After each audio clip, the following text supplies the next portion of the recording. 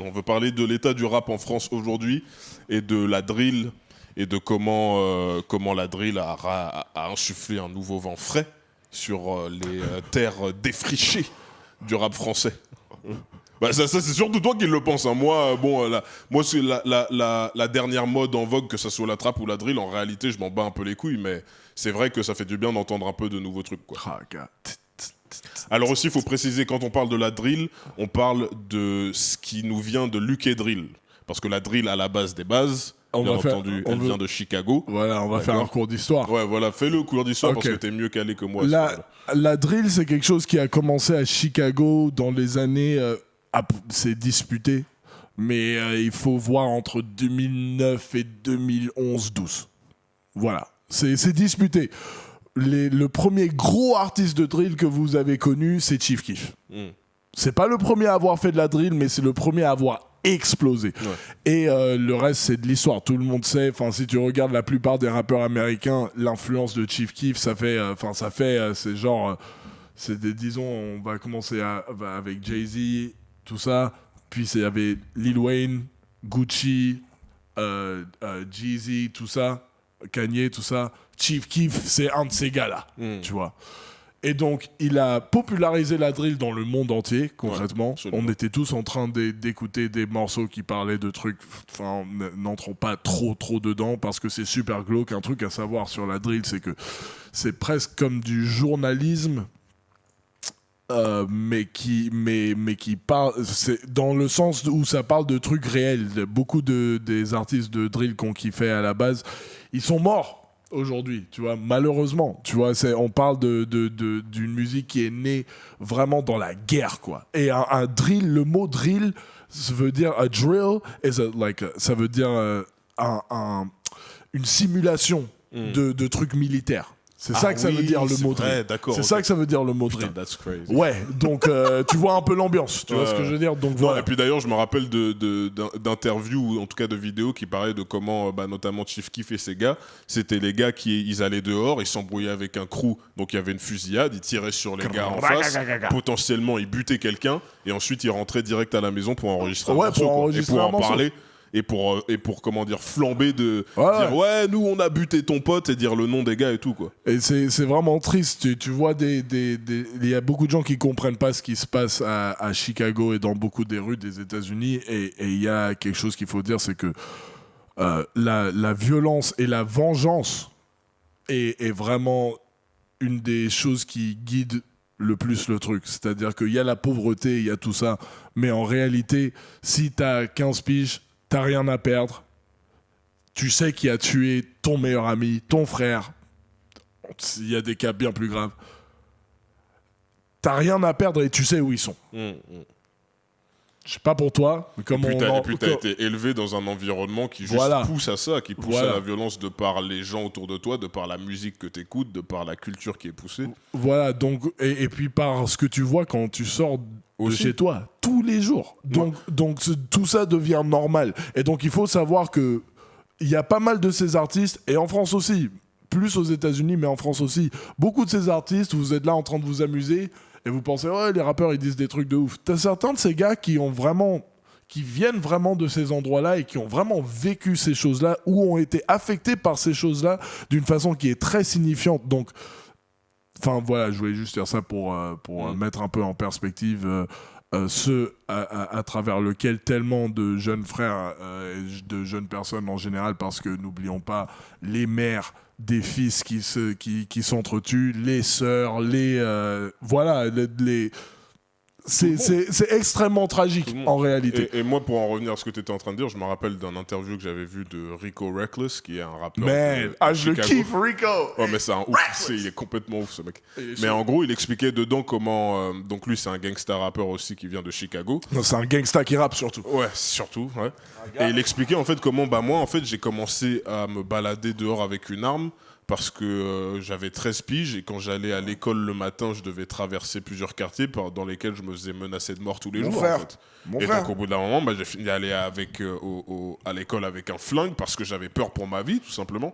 C'est un grand philosophe français un jour dit, si je dois choisir entre toi et moi, tu sais ce que je vais faire.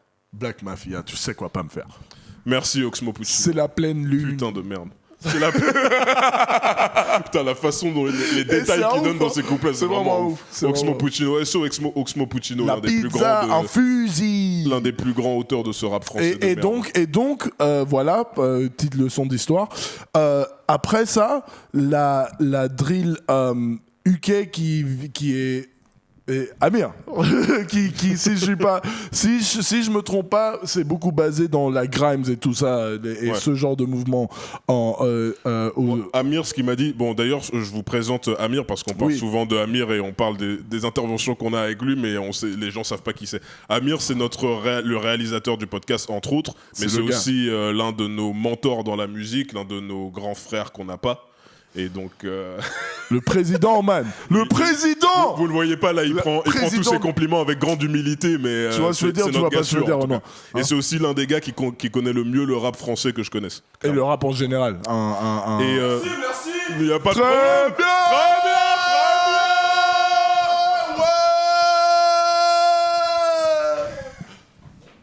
Donc en tout cas, Luke Drill, donc il me disait, Amir, c'est un mélange de grime et de la drill de Chicago en fait. Ouais. Tu vois. Et donc tu prends les 808 et tu les mets. Les 808, c'est les boum que vous kiffez. Tu prends les 808 et tu les twists et tu les mets dans les notes et dans les placements dans lesquels tu mettrais les basses dans les in the UK, qui sont des trucs de disto et tout ça, des synthés, c'est pas des 808 à la base, tu vois, c'est presque des basses qui ressemblent plus à de la dubstep ou un truc comme ça en fait. C'est vrai, et ils ont fait ça avec et il y a un truc à savoir, donc c'est un mélange de ce qui s'est passé en Angleterre et à Chicago, et qui est passé par New York, tu vois, parce que t'as eu tous les gars. Dire ce qu'on entend en France. Ouais, voilà, et pas juste en France, mais en fait, je pense que tu vois, ça a commencé. T'as eu donc New York, enfin Chicago et Londres surtout, mais l'Angleterre qui.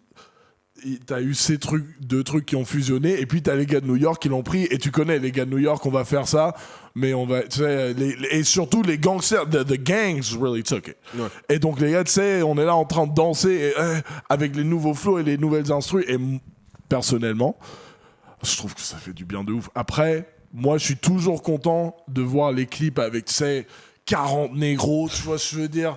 Et Théma, la taille de la quicheta, mon frère. Théma, la taille de la quicheta. Elle est magnifique. Gazo président. Ouais, Gazo président. Ça, et donc voilà, tout ça pour nous amener à, je trouve, que c'est super ce qui se passe en France. Ouais. En fait, là, en France, c'est ça, c'est que les gars, ils commencent la drill parce que clairement, je pense que c'est aussi avec la vague de Pop Smoke, tu vois, et l'influence que Pop Smoke a eu sur Chief Keef aussi, hein. Les Français, ils ont vraiment bien sûr, mais ce que je veux dire, c'est ce qu'on appelle la drill aujourd'hui. C'est pour ça d'ailleurs qu'on a fait cette précision historique. Ce qu'on appelle la drill aujourd'hui, c'est Luke Drill. Ouais. Enfin, c'est l'influence de Luke Drill et qui est passée par New York. C'est ce que j'allais dire, c'est Luke Brooklyn Drill, parce que Luke Drill, t'entendrais des et là c'est des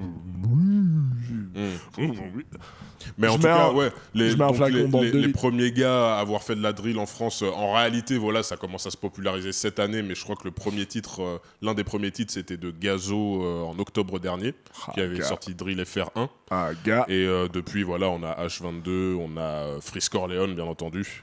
Mais je trouve franchement que Gazo c'est celui ce que j'ai entendu, c'est celui qui se pose le mieux sur la. Je vais dire un truc, Gazo c'est le gars. Ouais.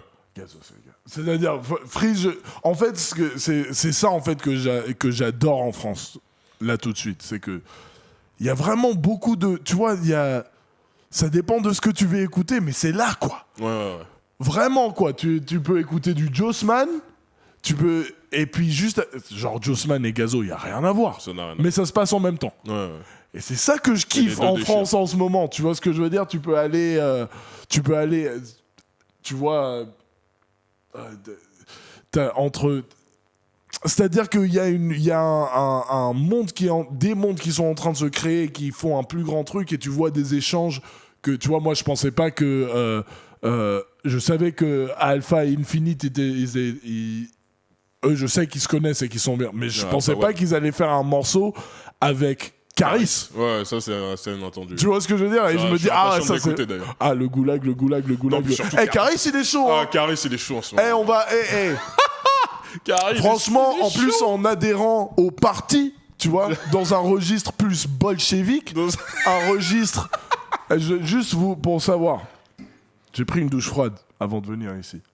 Je prends des douches froides. Pour bien se réveiller. Écoute, prenez des douches froides, vous allez voir. Dans tous les cas, tu vois des échanges qui sont cool, tu vois ce que je veux dire, des trucs qui sont vraiment, que je pense sont vraiment positifs pour la culture, tu vois. J'aime le fait que un gars, Alpha One, il a fait disque d'or, mon frère. Ouais, de ouf. Ça, Freeze, il a fait disque d'or, mon frère. Ouais. Moi, j'attends Bon, l'album. Freeze, ça m'étonne moins, mais. Oui, bah parce qu'il a eu la polémique et tout ça, mais à part ça, il a aussi su construire sa fanbase et tout ça, Absolument. être là de façon consistante Ouais, et bien sûr. être vraiment dans son délire, jamais enlever son dourag. Tu vois ce que je veux dire? Tu vois, équipe. Et équipe, tu vois ce que je veux dire, et arriver raciste comme Prada, tu vois ce que je veux dire, à tout moment, tu vois. Putain, il fait vraiment des dingueries. Il arrive rital. Et j'ai une proposition. Ouais, quelle est-elle? Mes chers, comment Mes il chers disait compatriotes. Ouais, mes chers compatriotes.